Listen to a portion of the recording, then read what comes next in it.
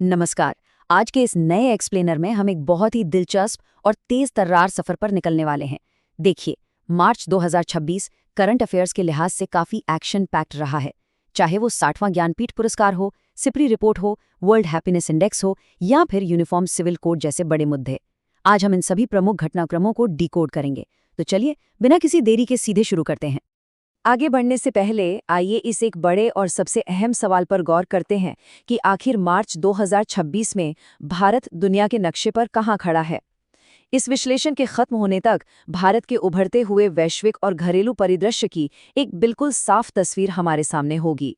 और इस पूरी तस्वीर को आसानी से समझने के लिए आज की सारी जानकारी को 4 मुख्य हिस्सों में बांटा गया है। पहला है पुरस्कार और सम्मान, दूसरा राष्ट्रीय मील के पत्थर, तीसरा वैश्विक रिपोर्ट और सूचकांक, और चौथा है खेल और रक्षा। तो चलिए सबसे पहले बात करते हैं हमारी पहली कैटेगरी की, पुरस्कार और सम्मान। शुरुआत करते हैं देश के सर्वोच्च साहित्यिक सम्मानों से। 60वां ज्ञानपीठ पुरस्कार इस बार मशहूर तमिल कवि आर वेरामुथु जी को दिया गया है और ये काफी बड़ी बात है क्योंकि वो ये प्रतिष्ठित सम्मान पाने वाले केवल तीसरे तमिल लेखक बन गए हैं। इसके अलावा साहित्य अकादमी अवार्ड 2025 की बात करें तो हिंदी भाषा के लिए ये सम्मान ममता कालिया को उनके संस्मरण जीते जी इलाहाबाद के लिए मिला है, जबकि अंग्रेजी में यह पुरस्कार नवतेज सरना को उनके उपन्यास क्रिम्सन स्प्रिंग के लिए दिया गया है। अब जरा इस नंबर 98 पर गौर कीजिए। ये सिर्फ एक अंक नहीं है, बल्कि ये इशारा है 98वें अकादमी पुरस्कारों की तरफ, जिन्हें हम ऑस्कर के नाम से भी जानते हैं। और इस साल ऑस्कर्स में जिस फिल्म का डंका बजा वो है वन बैटल आफ्टर अनदर। मजे की बात यह है कि इस फिल्म ने सिर्फ बेस्ट पिक्चर का खिताब ही नहीं जीता, बल्कि कुल मिलाकर 6 ऑस्कर पुरस्कार अपने नाम किए। चलिए अब अवार्ड्स की चमक दमक से बाहर निकलते हैं और अपनी दूसरी कैटेगरी यानी राष्ट्रीय मील के पत्थर की तरफ बढ़ते हैं। घरेलू नीतियों में एक बहुत बड़ा डेवलपमेंट हुआ है। हमारे संविधान के अनुच्छेद 44 में यूनिफॉर्म सिविल कोड यानी यूसीसी का जिक्र है, और हाल ही का बड़ा अपडेट ये है कि गुजरात विधानसभा ने यूसीसी बिल पास कर दिया है। इसका सीधा सा मतलब ये है कि स्वतंत्र भारत में उत्तराखंड के बाद अब गुजरात इसे लागू करने वाला दूसरा राज्य बन गया है। इसी दौरान सुप्रीम कोर्ट का एक बेहद ऐतिहासिक फैसला भी सामने आया।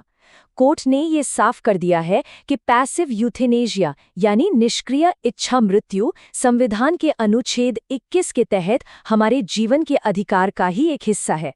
अदालत का ये मानना है कि गरिमा के साथ मरने का अधिकार भी एक मौलिक अधिकार है। अब थोड़ा तकनीक और रोजगार की तरफ देखते हैं। महाराष्ट्र ने एक कमाल की पहल की है जिसका नाम है सक्षम स्किल सेंसस। ये भारत की पहली एआई पावर्ड स्किल जनगणना है। ये 18 से 40 वर्ष के युवाओं के हुनर का आकलन करेगी, जिसका टारगेट 2027 तक 15,000 उम्मीदवारों को ट्रेनिंग देना है। अब देश की सीमाओं से थोड़ा बाहर निकलते हैं। हमारी तीसरी कैटेगरी है वैश्विक रिपोर्ट और सूचकांक। दुनिया के बाकी देशों के मुकाबले भारत इस वक्त कहाँ है, आइए देखते हैं। ग्लोबल डेटा पर नजर डालें तो काफी दिलचस्प आंकड़े सामने आते हैं। वर्ल्ड हैप्पीनेस इंडेक्स 2026 में भारत 116वें नंबर पर है, जबकि फिनलैंड टॉप पर और अफगानिस्तान सबसे नीचे है। वहीं ग्लोबल टेररिज्म इंडेक्स में भारत 13वें स्थान पर है और इसमें हमारा पड़ोसी देश पाकिस्तान पहले नंबर पर यानी सबसे ज्यादा प्रभावित है। इसके अलावा वर्ल्ड एयर क्वालिटी रिपोर्ट के मुताबिक वायु गुणवत्ता में भारत दुनिया का 6ठा सबसे प्रदूषित देश है और यूपी का लोनी शहर सबसे प्रदूषित शहर बताया गया है। मार्च 2026 में एक और बहुत ही अहम रिपोर्ट आई, सिपरी रिपोर्ट। डिफेंस इकोनॉमी के नजरिए से ये काफी क्रूशल है।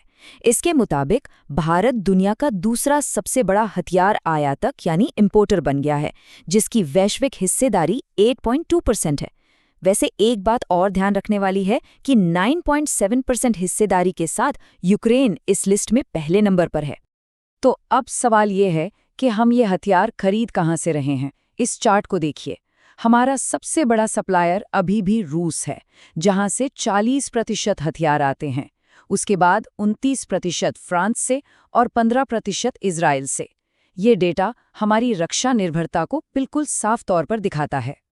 और अब हम आ गए हैं अपने इस एक्सप्लेनर के आखिरी और सबसे एक्शन पैक्ड हिस्से में, खेल और रक्षा। क्रिकेट फैंस के लिए तो ये महीना किसी जश्न से कम नहीं था। भारत ने 2024 के बाद अब 2026 का टी20 वर्ल्ड कप भी अपने नाम कर लिया है। और सबसे बड़ी बात यह है कि भारत इस टूर्नामेंट के इतिहास में लगातार 2 बार ये खिताब जीतने वाली पहली टीम बन गई है। एग्जाम्स के पॉइंट ऑफ व्यू से कुछ बातें बिल्कुल याद रखने वाली हैं। फाइनल में भारत ने न्यूजीलैंड को हराया। मैन ऑफ द मैच कौन रहा? जसप्रीत बुमराह, जिन्होंने सिर्फ 15 रन देकर 4 विकेट चटकाए।